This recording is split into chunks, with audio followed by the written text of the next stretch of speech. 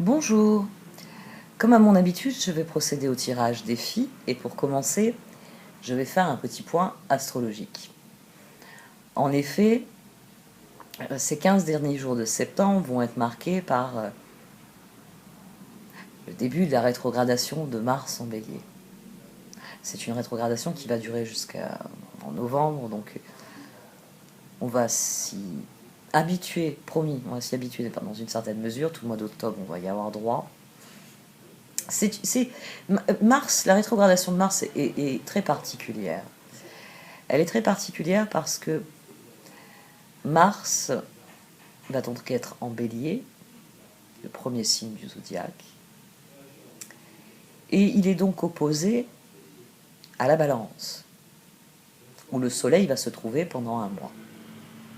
Le Soleil va donc rayonner sur la maison de la Balance, mais il va forcément porter son regard vers l'autre signe, celui qui se trouve en face de lui, en opposition. Et qui plus est, Vénus, Mercure, vont venir mettre leur regard par-dessus l'épaule du Soleil et regarder eux aussi en direction de Mars. Mais Mars ne va pas beaucoup se préoccuper finalement de ses opposants. Mars est très occupé avec ce qui se passe dans le stellium qui se trouve en Capricorne. Mars, il veut savoir. Il veut savoir où Saturne veut en venir. Il veut savoir quelles sont les ambitions de Jupiter. Et il se demande pendant combien de temps Pluton va-t-il encore mettre la pagaille dans tout cela.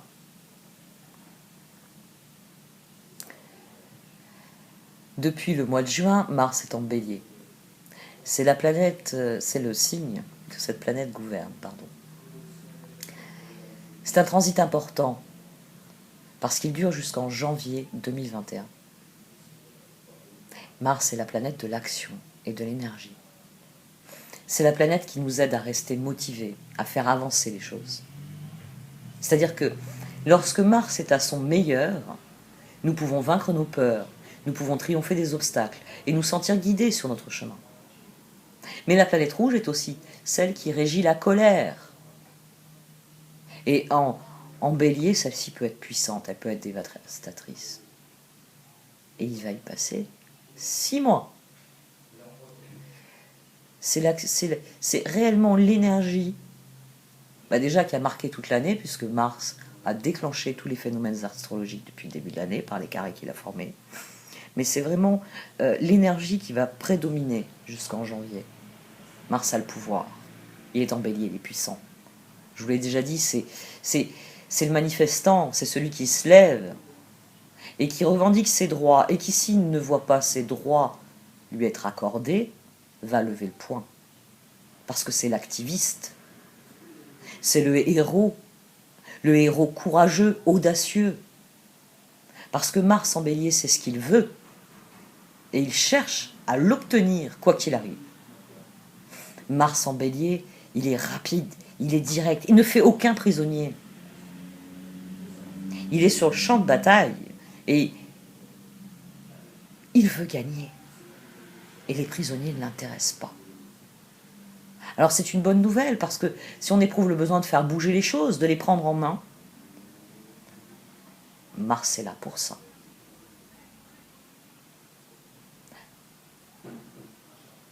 En rétrogradant, Mars nous donne l'opportunité de plonger au cœur du problème, pas au cœur du problème, au cœur de la situation, pour voir quel barrage nous devons éliminer pour pouvoir avancer, pour pouvoir gravir la montagne de notre destin. Traditionnellement, lors de sa rétrogradation, c'est le moment de battre en retraite et de retravailler sa stratégie, de rassembler ses troupes pour qu'elles reprennent des forces afin de se tenir prêts à repartir à l'attaque lorsque Mars décidera que c'est le bon moment pour être de nouveau direct. Il y a vraiment une chose pour lesquelles les rétrogrades sont les meilleurs. Refaire, réviser, revisiter, rénover, repenser, reconsidérer, reprendre les choses, les reprendre depuis le début, afin de voir quelle est la meilleure action pour que les choses évoluent de la meilleure manière. Sur le plan personnel, vous pouvez regarder dans votre thème natal où se situe Mars. Il tourne rétrograde à 28 degrés Bélier. Il va donc remonter depuis le 28 degrés Bélier jusqu'au 15 degrés Bélier, où là il redeviendra direct. C'est là que se trouvent les thèmes, les domaines de la vie qui vont être impactés par cette rétrogradation. Il sera important de bien choisir vos batailles au cours des prochains mois, afin de ne pas perdre votre temps ou votre énergie. Les thèmes de la rétrogradation de Mars ont ceci en commun qu'ils concernent un sentiment d'impuissance, un sentiment de manque de contrôle ou de force. Mars rétrograde, c'est vraiment un moment où vous ne pouvez pas avancer aussi vite que vous le souhaiteriez. Vous devez apprendre la patience, parfois elle est dure. Mais si vous prenez soin de vous, de votre bien-être, si vous prenez soin de vraiment considérer et reconsidérer les choses, c'est un excellent moyen de trouver de nouvelles méthodes pour réaliser ce que vous voulez réaliser. 2020 nous apprend à examiner un peu plus consciemment ce que nous pouvons et ne pouvons pas faire. C'est une année qui exige que nous soyons flexibles dans notre réflexion et dans notre mode d'action. Parce qu'il est temps de trouver une nouvelle façon de faire bouger les choses. C'est un transit, je vous l'ai dit, il est très particulier parce que avec ce T carré qu'il forme, avec les planètes qu'il a en face, le Soleil, Vénus, Mercure, et les planètes surtout, dans le stellium, Mars les dynamite depuis le début de l'année. Donc c'est une période où vous devez rester actif, où vous devez cultiver votre indépendance, même combattre pour vos droits. Mais surtout, il s'agit d'avoir du recul sur la situation pour voir les plans B, les solutions qui se trouvent en réserve et que vous n'avez peut-être pas vu la première fois où vous vous trouviez à l'endroit où vous vous trouvez aujourd'hui. Parce que les énergies de Mars sont de retour. Et là, je parle du moi, je ne parle plus de la planète. C'est une période qui est particulière parce qu'elle nous impacte tout autant individuellement que collectivement. Il y a un échec collectif. Et dans une certaine mesure, il y a aussi un échec individuel. Il s'agit de l'accepter, d'apprendre de nos erreurs et d'arrêter de courir dans la mauvaise direction. Il s'agit de voir la situation pour ce qu'elle est afin de réajuster nos plans, nos projets. Si vous avez de grands projets en cours, si vous êtes en train de préparer quelque chose, concentrez-vous sur vos préparatifs et soyez prêts pour la mi-novembre, parce que Mars sera de nouveau opérationnel. Et là, il vous portera sur les derniers mois, il voudra que vous agissiez. Mars est le souverain naturel, s'il en est du Bélier, parce qu'il a une énergie qui est forte, qui est impulsive, qui est impatiente. Mais avec cette période rétrograde, il vient nous permettre de faire une pause, parce que en bon général, il sait qu'il y a des moments où il faut donner du repos aux troupes. Et il faut reconsidérer tous les derniers mouvements qui ont été effectués au cours des derniers instants, on va dire. Il s'agit d'établir un meilleur plan d'action au lieu de passer à l'action. Parce que un plan d'action, ça aide. Cela permet de canaliser le potentiel de transformation qui existe. Et c'est indispensable en ce moment avec le stellium en Capricorne. Le Capricorne est naturellement gouverné par Saturne, qui fait partie du stellium. Et avec Saturne, vous devez faire les choses de la bonne manière et pour les bonnes raisons. Être imprudent et irréfléchi est un moyen sûr de s'attirer les foudres du grand sage, de l'austère Saturne. Mars l'a bien compris. Et alors, utilisez de la même manière que lui ce ralentissement afin de déterminer quelle est la meilleure marche à suivre. Soyez conscient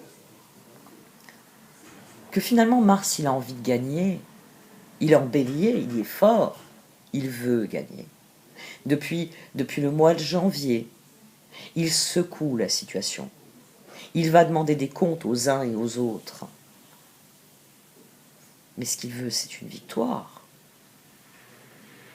Il ne veut pas fournir encore de nouveaux combats et aboutir aux frustrations que nous connaissons. Il sait que le compromis n'est pas forcément une mauvaise chose, mais que, eh bien, pour établir quel va être le meilleur compromis, quel est le meilleur mode d'action, quels sont les endroits où il peut gagner finalement, et les endroits où il va falloir lâcher du lest, il faut qu'il comprenne l'autre. Et c'est ce que nous allons devoir nous aussi accepter pendant cette rétrogradation. Nous allons devoir prendre acte de ce qu'est la situation et de ce qu'elle est réellement. Nous allons devoir affronter la réalité, pas les illusions, pas les mensonges. Non, la réalité pour ce qu'elle est. Il y a des facteurs de complication sur cette rétrogradation. Nous avons un carré antécardinal. Bon, je vous l'ai dit, Mars s'oppose au Soleil, à Mercure, à Vénus en Balance. Mais c'est surtout parce que il est en train de quadriller. C'est un aspect dur, à 3 signes. Il quadrille tout ce stellium du Capricorne que forment Jupiter, Saturne et Pluton. Et ces 3 planètes, elles sont occupées à quoi? Eh bien, elles sont décidées à détruire les structures obsolètes, néfastes, qu'a créé le statu quo dans lequel nous nous trouvons. Une bonne chose sur cette énergie, une bonne raison d'appréhender positivement cette rétrogradation, c'est le fait que Mars est conjoint à la Lune noire en Bélier sur ce transit. Et ça nous aide à nous relever. La Lune noire, Mars, en Bélier. Il s'agit de l'individu. Il s'agit de cet élan qui pousse à se battre, à se défendre, à prendre position, ce qui est une bonne chose. Alors c'est vrai, ça peut conduire à de mauvais choix en termes d'action. Mais Mars rétrograde est là justement pour que vous définissiez un plan d'action qui aille dans le bon sens, dans la bonne direction. Il s'agit de ne pas être dans l'impulsion et dans l'impatience, mais d'être plus intelligent sur le comment, le pourquoi, le où, le quand nous agissons.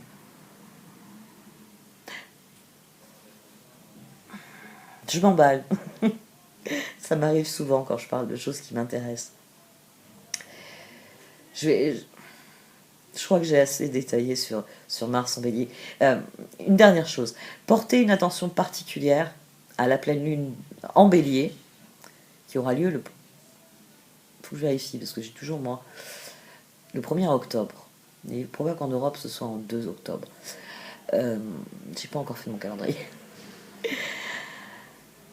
La pleine lune de ce début du mois d'octobre, elle est dans le même signe que Mars rétrograde, en Bélier. Et elle sera conjointe à Chiron. Alors c'est vrai qu'il peut y avoir un risque de violence durant cette pleine lune. Les énergies, je vous l'ai dit, sont puissantes. Voilà, on peut employer ce terme. Mais Chiron est celui qui guérit. C'est la figure par excellence de la guérison. Soyez attentifs autour de la nouvelle lune en Balance aussi, qui aura lieu à la moitié du mois. Je n'ai pas la date ici dans l'esprit. Elle s'oppose largement à Mars rétrograde.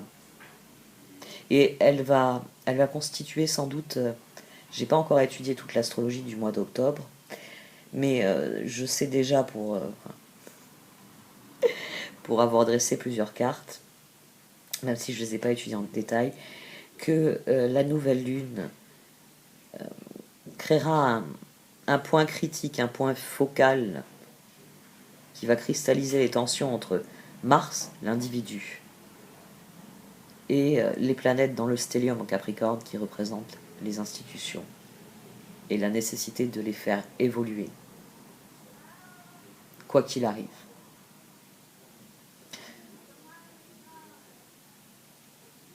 C'est une année où individuellement nous n'avons pas beaucoup de pouvoir sur le collectif. Nous avons un pouvoir, mais il est local. Tout est pris en main par... Tout est confisqué, finalement.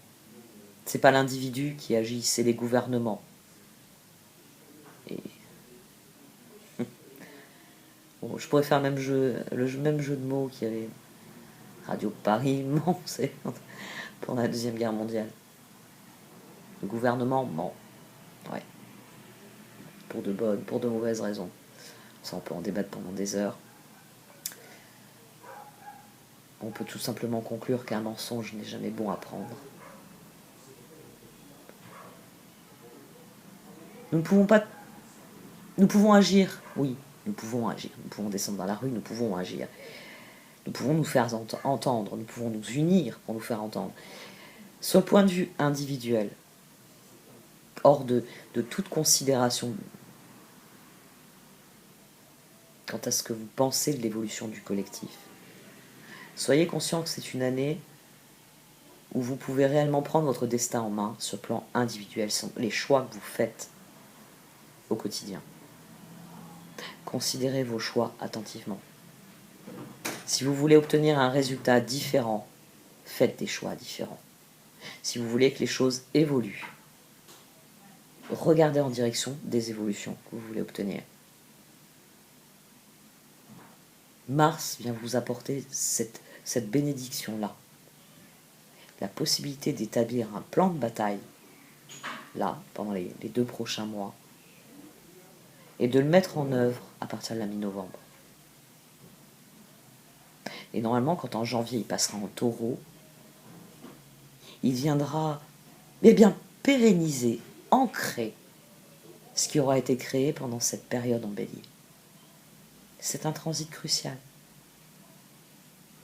Alors soyez attentifs à la qualité de vos intentions sur ce transit. Je vais procéder au tirage maintenant. Merci de m'avoir écouté.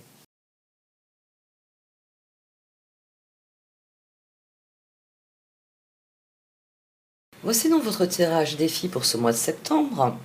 Amis Verseau. Au centre de ce tirage, vous avez la carte Education. C'est une carte qui souligne que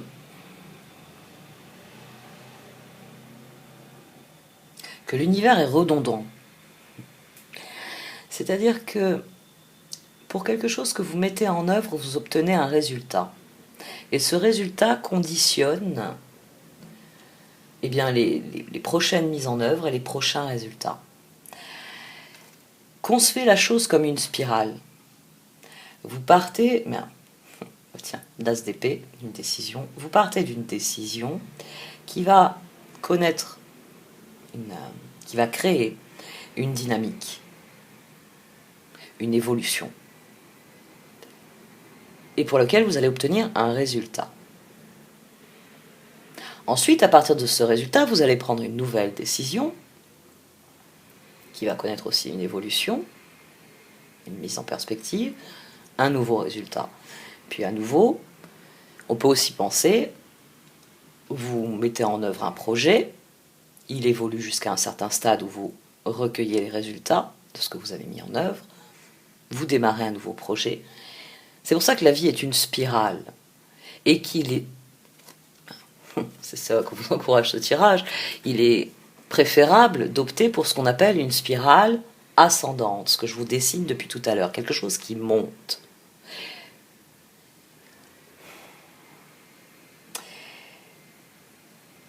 Tout ce tirage, en dessous, au-dessus, faire les cartes d'oracle comme le tarot, vous encourage à prendre la bonne décision au départ. Parce que si vous prenez une bonne décision, vous obtiendrez un bon résultat. Si vous prenez une mauvaise décision, vous obtiendrez un mauvais résultat. Or, ça c'est la carte de conseil.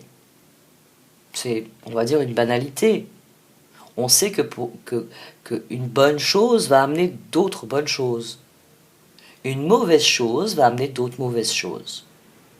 C'est QFD. Or, éducation et le sorcier de la conscience supérieure ici viennent souligner que il y a quelque chose à comprendre dans le processus. C'est-à-dire que là où vous vous trouvez, on va dire à mi-chemin dans la spirale qu'est votre vie, parce que les premières décisions, vous les avez prises enfant, vous êtes à mi-chemin dans votre spirale. Maintenant, il faut déterminer si c'est une spirale ascendante, c'est-à-dire qui vous amène vers votre plus grand bien, vers l'expression la plus positive de votre humanité, les bonnes choses, être une bonne personne, être aimante, être généreuse. Ou est-ce que c'est une spirale qui vous emmène dans des zones obscures de l'humanité, des difficultés, des ennemis, des problèmes, des échecs.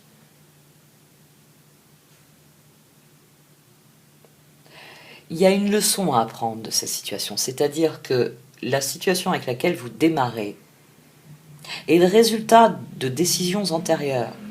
Vous attirez ce à quoi vous dédiez votre attention. Il y a une leçon à apprendre et c'est primordial dans ce tirage. Pour chacun de vous, elle sera différente. Mais c'est une leçon qui impacte profondément votre vie à tous. Et c'est une leçon qui, si vous en tirez les bonnes conclusions, vous mènera sur le bon chemin. Si vous en tirez les mauvaises conclusions, ça vous mènera sur le mauvais chemin, les mauvais choix.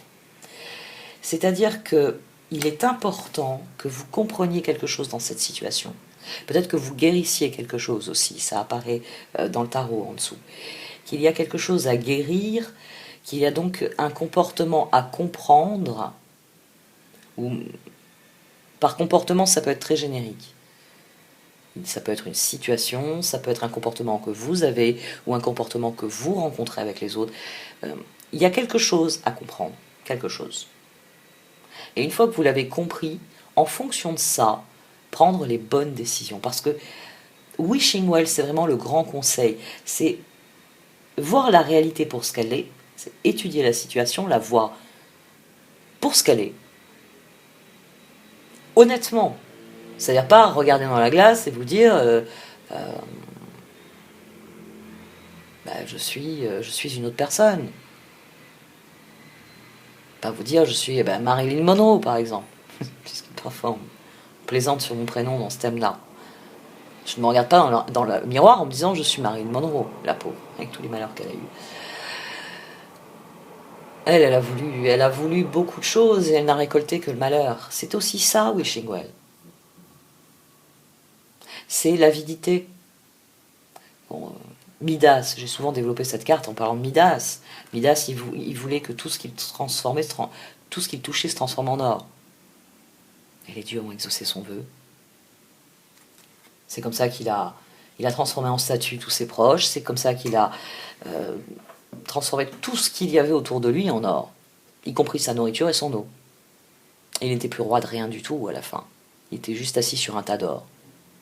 Alors c'est vrai que Picsou est un personnage très amusant, mais on rigole plus aux dépens de Picsou qu'avec Picsou. Parce que ses aventures, elles se terminent toujours bien, mais normalement il devrait apprendre sa leçon à chaque fois. Vous, ici, vous êtes encouragé à l'apprendre. Parce que vos intentions quant à ce que vous allez considérer la situation dans son ensemble, cela amènera un résultat qui sera inattendu. C'est-à-dire que vous allez peut-être rentrer dans une pièce en vous disant je veux prendre la porte bleue, mais l'univers va vous ouvrir la porte rouge, ou la porte verte, ou la violette. Vous allez obtenir un résultat qui n'est pas « je veux ce résultat ». Non, qui va dépendre des moyens que vous allez mettre en œuvre. C'est-à-dire de l'intention de départ, de ce que vous avez compris, appris, et donc de ce que vous allez mettre en œuvre en fonction de cela. C'est un très bon tirage parce que si vous faites les bons choix, vous obtiendrez des résultats inattendus, certes, mais ce seront de bons résultats. Par contre, si vous ne comprenez pas votre leçon, si vous ne vous remettez pas en cause pour déterminer de quoi vous êtes responsable, qu'est-ce que vous pouvez faire pour améliorer les choses, qu'est-ce que vous pouvez faire pour que les choses aillent dans le bon sens, elles n'iront pas dans cette direction-là, puisque vous refuserez dès le départ d'aller dans le bon sens. C'est pas des énergies faciles, hein. C'est vrai que quand j'ai démarré la chaîne, les Capricornes, c'était... certaines lectures de tarot étaient épuisantes. Parce que c'était lourd, c'était difficile. Et on est en train tous de voir ce qu'ils ont traversé. Parce que nous sommes tous impactés actuellement par les planètes qui se trouvent en Capricorne. Parce que nos institutions doivent changer. Elles doivent être transformées. Parce que l'homme doit arrêter d'être avide. Parce que là, à l'heure actuelle, c'est ce que nous faisons. Hein. Nous transformons tout ce qu'il y a sur Terre en de l'argent. Tout est monnayable, sans aucune valeur morale. Bon, bah, il va y avoir un jour où ça va devenir compliqué, hein, parce que moi, je sais pas pour vous, mais mes dents et mon estomac, le régime pièces et billets, il va pas apprécier. Carton plastique non plus, d'ailleurs. C'est un peu le même problème, c'est le même problème pour vous que pour les Capricornes. Là. Il y a toutes les planètes, elles vont venir et elles vont s'assurer que vous avez fait les bons choix. Tout comme elles vont s'assurer que, parce qu'elles vont passer en Verseau, hein, pour tout le monde, tout comme elles vont s'assurer que l'humanité fasse les bons choix.